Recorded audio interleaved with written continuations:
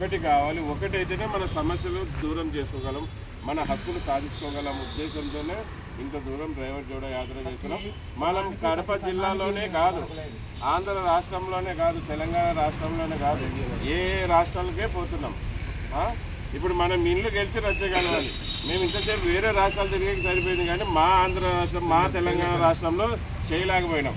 అందుకు ఇప్పుడు కడప జిల్లాలో ఇది ఆంధ్రప్రదేశ్లో 7వ విడత డ్రైవర్ జోడో యాత్ర, 7వ విడత డ్రైవర్ జోడో యాత్ర ఈరోజు జమ్మలమడుగులో వచ్చింది.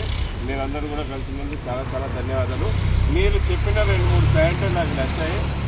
దీంట్లో అవి కూడా మెన్షన్ చేస్తాను. ఖచ్చితంగా మీరు కూడా ఈ లెటర్ ప్యాడ్ మీకు వాట్సాప్ ద్వారా పంపిస్తారు.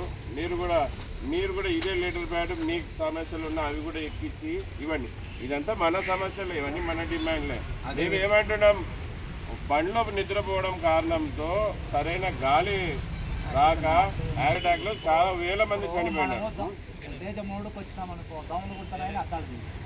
అది రాత్రి నిద్రపోలేకుండా పగులు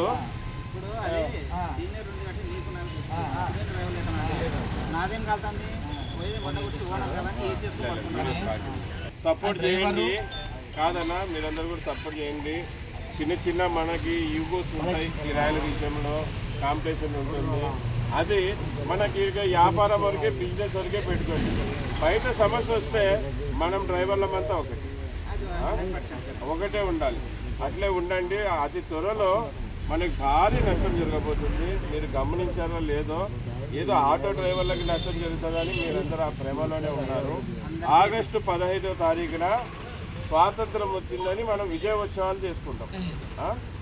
అది మనకెంతో గొప్ప దినం, మనకు పండగ దినం. అటువంటి రోజే డ్రైవర్ల జీవితాలు నాశనం లేపేకి కూటమి ప్రభుత్వం నిర్ణయం తీసుకుంది.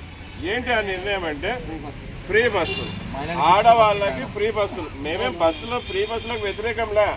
మళ్ళీ మనము ఇల్లు లేవు, పొలాలు లేవు, ఆస్తులు లేవు, ఎక్కడక్కడ అప్పు సొప్పు చేసి తలకాయ తాకట్టు పెట్టి మన బండ్లు తెచ్చుకుంటాం. ఫ్రీ బస్సులు వదిలితే మన బండ్లు తిరగకుంటే ఆ బండి కిస్తులు ఎవరు కడతాం? కిస్తులు కట్టకుంటే ఎంతో గౌరవంగా హుందాగా బతికేటోళ్ళం. వాడు 2వ నెలనే ఫైనాన్స్ వాడు ఇంటికాడికి వస్తాడు, నోటికి వచ్చినట్టు మాట్లాడతాడు, గేర్లో మాట్లాడతాడు, అందరి ముందర అవమానం చేస్తాడు.